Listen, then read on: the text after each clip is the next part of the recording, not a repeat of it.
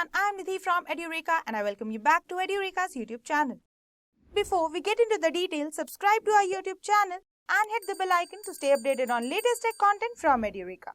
Also remember to check out Edureka's website for our training and certification courses. The link is in the description box below. So machine learning is changing the game across the industries, from healthcare to finance to entertainment. But here's the truth, learning ML isn't just about writing few lines of code.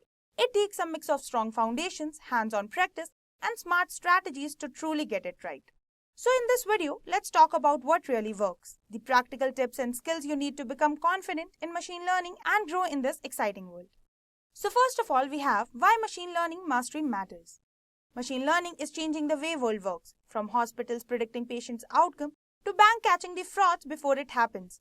Machine learning is helping us to make faster and smarter decisions. That's exactly why mastering it today can open big opportunities for you. Whether you are just starting out or have a bit of experience, what really matters is building the right foundation and sticking to the learning path that keeps you growing. So if you're serious about succeeding in machine learning, let's walk through some key tips that can truly boost your progress and set you up for a long-term success. So the first step is to build a strong foundation in mathematics and statistics. Before jumping into algorithms or tools, it's important to get comfortable with the basics. Mathematics and statistics might sound scary at first, but they are the building blocks of everything you'll do in machine learning. Start with linear algebra. Understanding vectors and matrices will help you to grasp how data moves inside the model. Then spend some time with the calculus, especially the parts related to how models learn. And of course, don't skip probability and statistics. They are the key of measuring how good your model is and making predictions based on data. Once these concepts click, everything will feel much easier. So once you have these topics in place, learning more complex topics become a lot smoother. So the next step that we will move on to is core machine learning algorithms. So now that you have the basics covered, it's time to move on to the core of machine learning, the algorithms. Think of them as a tool in your toolbox. Each of them is designed to solve different kinds of problems. Start with linear regression. It's great for predicting numbers. Then explore decision tree and random forest, which can handle both numbers and categories. If you're dealing with classification problems, support vector machines come in handy.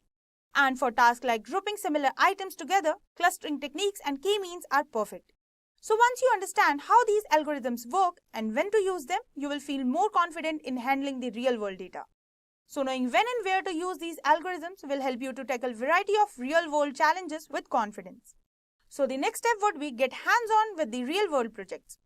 So reading and watching tutorials will only take you so far. Real learning happens when you start building. That's where project comes in. Pick a problem that interests you, like predicting house prices or sorting spam emails. Use free datasets from websites like 𝐂𝐤𝐿 or UCI machine learning repository. As you work through these projects, you will learn how to clean data, choose the right model, train it, and finally test how well they work. You can even join competitions to push yourself further. And the best part, these projects not only help you to learn, they also make a great addition to your resume. Plus, these projects make excellent portfolio pieces that can impress employers or clients. So the next step after this would be data processing.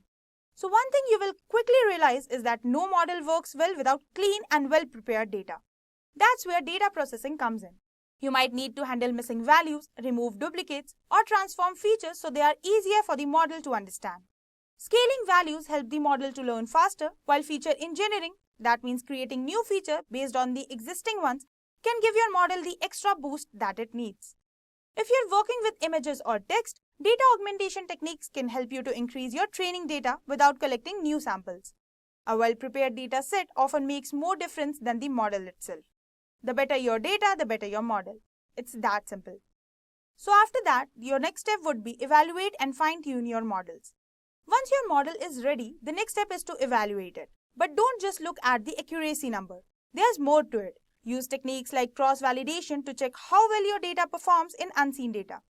Dive into tools like confusion matrices and scores such as precision, recall, and F1 to get full picture. After that, it's time to improve your model. Try out different parameters using grid search or random search. You can also use regularization to prevent overfitting or apply methods like early stopping to get better results. Tuning your model is like polishing your work. It won't turn a good model into a great one. So after that, the next step would be to stay updated with the latest trends and tools. Machine learning is always evolving. To stay ahead, make it a habit to follow new trends and tools. Keep an eye on major conferences. They often showcase the latest research and ideas. You can also read the fresh research papers. And at the same time, try to be the part of online communities. Join discussions on Reddit, Kaggle forums, and Stack Overflow. These platforms are not just for getting answers, but also for learning from other people's experiences. And don't forget to learn popular tools like scikit-learn, TensorFlow, and PyTorch. They are widely used in industry and can make your workflow much smoother. Staying connected and curious will keep your learning fresh and relevant. After that, the last step would be exploring deep learning and neural networks. Once you are comfortable with the basics, you can start exploring deep learning, one of the most exciting parts of the machine learning. Begin with neural networks, which are used in everything from voice assistants to image recognition. If you're working with images, CNNs are the great place to start.